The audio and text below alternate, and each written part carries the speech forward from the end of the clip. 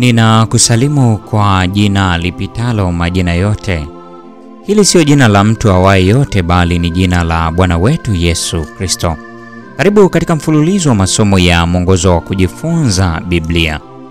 Hii ni robo ya 4 ya mwaka wa 2025.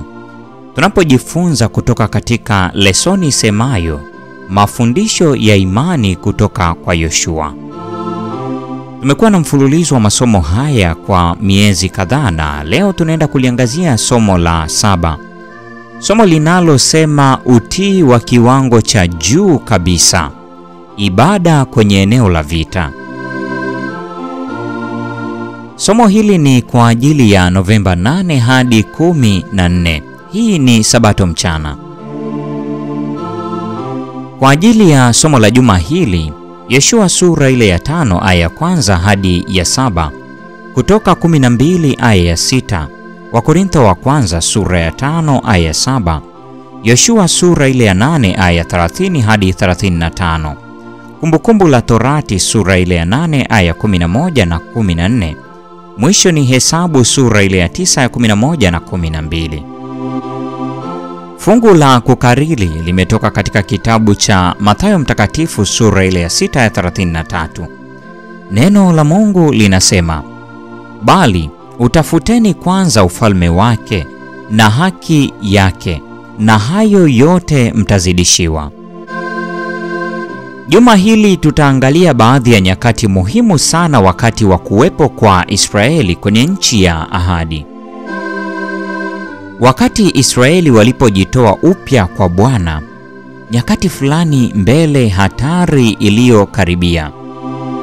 Yoshua alionekana kuchukua uamuzi ambao ulionekana kutokuwa na mantiki, kuwatahiri wa Israeli huku akiwa kwenye eneo la adui. Yoshua sura ile ya 5 aya ya 1 hadi ya 9. Kusherehekea Pasaka huku akiwa anakabiliana na hatari iliyokuwa karibu nao kabisa. Yoshua sura ile ya 5 ya 10 hadi 12. Kujenga madhabahu na kumwabudu Bwana wakati pambano likiwa limepamba moto. Yoshua sura ya 8 aya ya 30 hadi 35. Na kusimika hema takatifu la Bwana wakati makabila 7 ya Israeli yakiwa hayajapokea urithi wao. Yoshua sura ya 18 aya ya 1 na ya 2. Katikati ya maisha yetu yenye shughuli nyingi, huwa tunakuwa na mwelekeo wa kuyazingatia mambo yaonekanayo kuwa yenye umuhimu sana ambayo maisha hutupatia.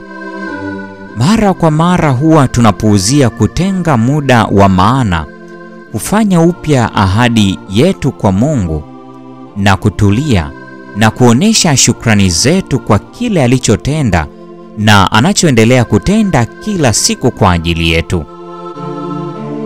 Ibada ya asubuhi na ya jioni pamoja na madhabahu ya familia vinaonekana kuwa kama vilivyopitwa sana na wakati, maisha yakionekana kuwa yamezidiwa kwa mengi, yakiendeshwa kwa namna ya kuepuka shida na kwa kutaka kuona mafanikio. Bado ndani kabisa ya mioyo yetu sote tunajua kwamba muda uliotumiwa na Mungu pamoja na wapendwa wetu ndio uwekezaji ulio bora zaidi wa muda wetu wenye kikomo. Soma somo la juma hili ukijiandaa kwa Sabato ya Novemba 15. Jumapili Agano Kwanza, Jumatatu Pasaka, Jumanne madhabahu ya kuanza upya, Jumatano iliyoandikwa kwenye mawe, Alhamisi kuwa na shauku ya kuwepo kwake, Ijumaa jifunze zaidi. Hili ni somo la 7 linalosema utii wa kiwango cha juu kabisa. Ibada kwenye eneo la vita.